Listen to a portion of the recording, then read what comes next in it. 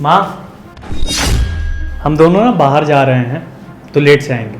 अच्छा बेटा, जल्दी आ जाना है, देर मत करना।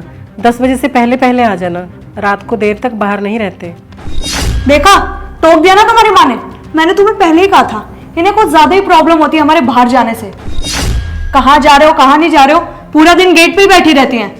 तुम सुन लो कान खोल के, जब तक ये बुढ़िया इस घर में है ना, मैं तो नहीं रहने वाली। इन्हें वृद्धाश्रम छोड़ के आओ या मैं अपने मायके जा रही हूँ। और हाँ, मैं कहीं नहीं जा रही तुम्हारे साथ अब।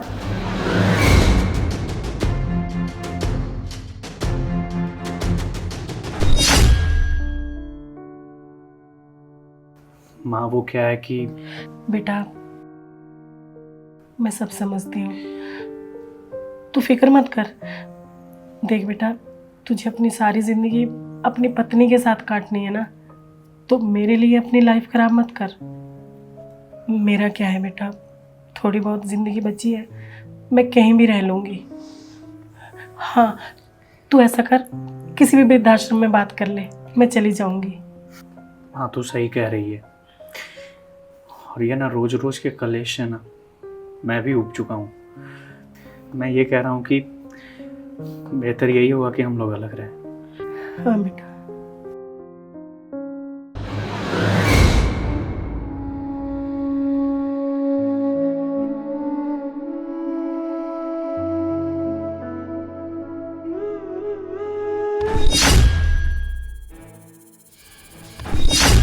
छोड़ाऊंगा मैं कल माँ को। जब तुम्हारी माँ इस घर से जाएंगे ना, मुझे तभी चैन मिलेगा। क्या बात है, आज तो बड़ी खुश नजर आ रही है। यार बात ही कुछ ऐसी है, आज ना मैं एक बंधन से मुक्त होने वाली हूँ। कौन से बंधन से? मेरी सास ना हमेशा के लिए घर छोड़ के जा रही है। पर कहाँ? अरे वृद्धाश्रम, और कहाँ जाएगी बुढ़िया। पर तुम लोग उन्हें वृद्धाश्रम भेज क्यों रहे हो?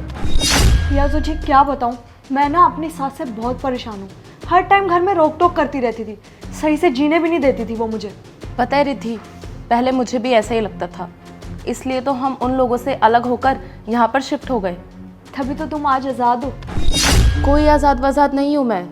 तुझे पता है, जब मैं अपने सास ससुर के साथ रहती थी तो दरवाजे पर कौन है, घर में क्या सामान ख़त्म हो रहा है, बच्चों की देखभाल करना, वो सब कुछ संभाल लेते थे। मुझे तो कभी किसी चीज़ की टेंशन ही नहीं रही। मुझे कहीं जाना होता था तो मैं आराम से चली जाती थी, मुझे कभी किसी चीज़ की प्रॉब्लम नहीं हुई। वो चीज़ें थी तो बहुत छोटी, जैसे कि राहुल का ऑफिस से आने के बाद सीधा माँ के कमरे में चले जाना। मैंने इन चीज़ों को इतना बड़ा बना लिया, अपने दिमाग में इतना बिठा लिया कि फिर मैंने ज़िद पकड़ ली कि मुझे इन लोगों से अलग होना ही है। फिर हम लोग यहाँ शहर में आ गए और यहाँ पर शिफ्ट हो गए।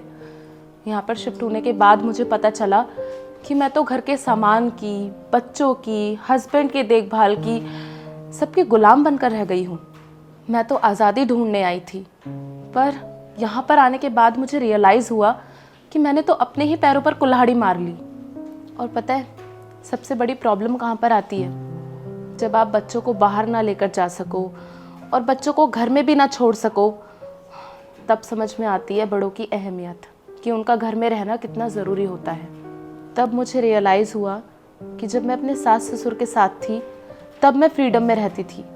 यहाँ आने के बाद अब मैं बंध गई हूँ। और सबसे बुरी बात पता है क्या है? कि राहुल यहाँ पर खुश नहीं रहते हैं। तो फिर तुम वापस क्यों नहीं चली जाती? क्या मुंह लेकर वापस जाऊँ अब मैं?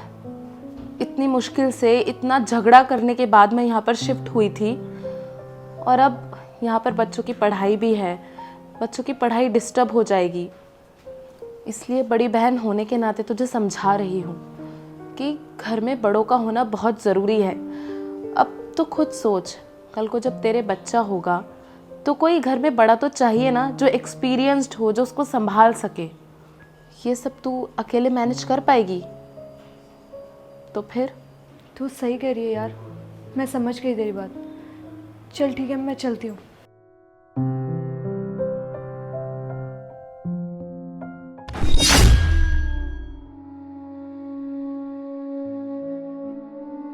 मम्मी जी प्लीज़ आप घर छोड़ के मत जाइए।